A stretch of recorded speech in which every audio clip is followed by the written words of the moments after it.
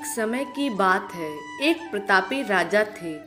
उसने अपने राजमहल में ब्राह्मणों के भोजन का आयोजन किया था और यह आयोजन उसने अपने बाग बगीचे वाले स्थान पर रखा था। इसलिए रसोइयां भी उसी स्थान पर जाकर भोजन पका रही थीं। उसी समय आकाश से एक चील आया। उस चील ने अपने मुंह में एक सर्प को दबाया हुआ था और जब वो चील उस बगीचे के ऊपर से जा रहा था, उस समय उस सांप ने उस चील को डसने की कोशिश करी, जिसके कारण जहर की कुछ बूंदें उस बर्तन में गिर गईं, जिसमें ब्राह्मणों के लिए भोजन पकाया जा रहा था। लेकिन वो उस रसोइये को इस बात का पता नहीं चला। उसे जरा भी आभास नहीं हुआ कि जहर की बूंदें इस बर्तन में गिर गई हैं। फलस्वरूप वो सारा भोजन जहरीला हो गया और यह भोजन ब्राह्मणों ने खा लिया। तो जहरीला भोजन करने के कारण सभी ब्राह्मणों की मृत्यु हो गई और एक साथ इतने ब्राह्मणों की मृत्यु हो जाना कोई अच्छी बात नहीं थी और यह तो घोर पाप हुआ। अब भगवान के सामने यह प्रश्न उठा कि इस पाप की सजा किसको दी जाए।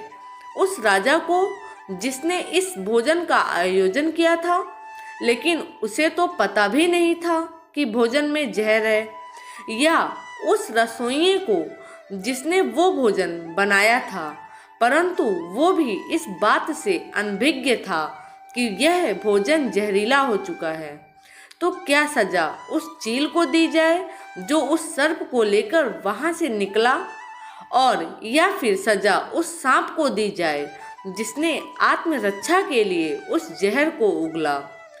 तो यह बड़े असमंजस की स्थिति बन गई कि आखिर इतने बड़े घोर पाप की सजा किसको दी जाए।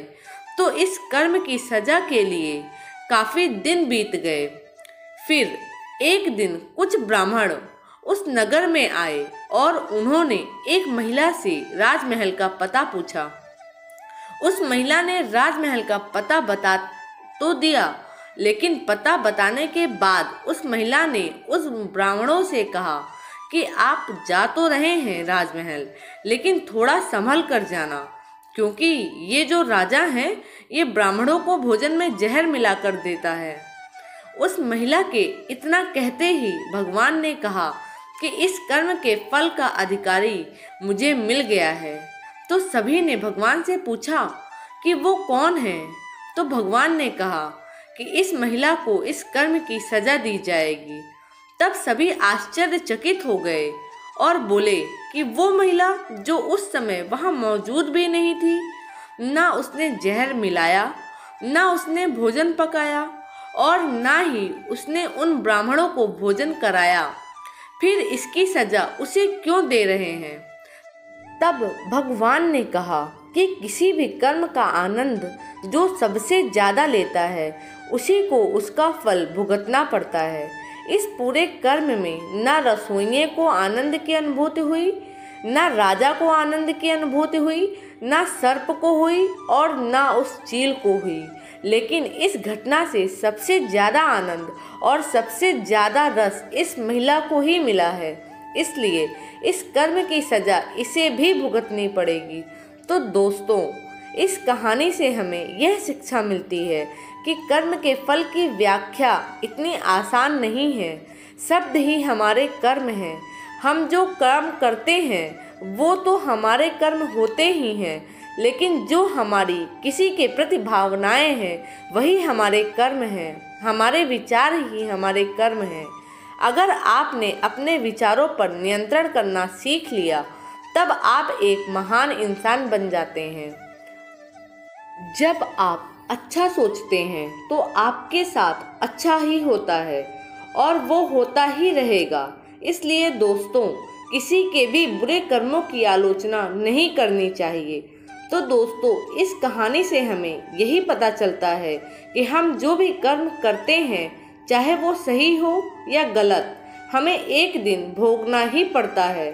जिंदगी अगर हंसाए तो समझ लीजिए कि अच्छे कर्मों का फल मिल रहा है, और जिंदगी अगर रुलाए तो समझ लीजिए यह भी आपके कोई बुरे कर्मों का ही फल मिल रहा है। कर्म तो हम सभी करते हैं, अच्छे कर्म करेंगे तो अच्छा फल मिलेगा और अच्छे कर्म नहीं करेंगे तो बुरा फल ही मिलेगा। यह जो कर्म हम करते हैं, अच्छे या बुरे, ये हमें कभी छोड़ते नहीं हैं। हमें इनका फल आज नहीं तो कल जरूर मिलना होता है। लेकिन कई बार जब हमें बहुत दुख मिल रहे होते हैं, तब हम बोलते हैं कि हमने तो कोई बुरा कर्म किया ही नहीं, हमने तो कभी किसी का बुरा किया ही नहीं, फिर हमें क्यों इतने दुख मिल रहे हैं। लेकिन दोस्तों, हमने कर्म किए जरूर होते हैं। अगर इस जन्म में नहीं तो पुराने जन्म में किए होंगे, और पुराने जन्म का तो हमें याद ही नहीं होता ना, क्योंकि हम इंसानों से तो चालाकियां कर सकते हैं, लेकिन उस भगवान से नहीं। कर्मों का सिद्धांत बड़ा ही सरल है। जैसा आप किसी को दोगे वैसा ही आपको वापस मिलेगा। तो अपने मन से फैसला कर लीजिए कि आपको क्या करना चाहिए। तो अगर आप इस ब्रह्मांड को सकारात्मक ऊर्जा दोगे तो आपको भी सकारात्मक ऊर्जा ही मिलेगी।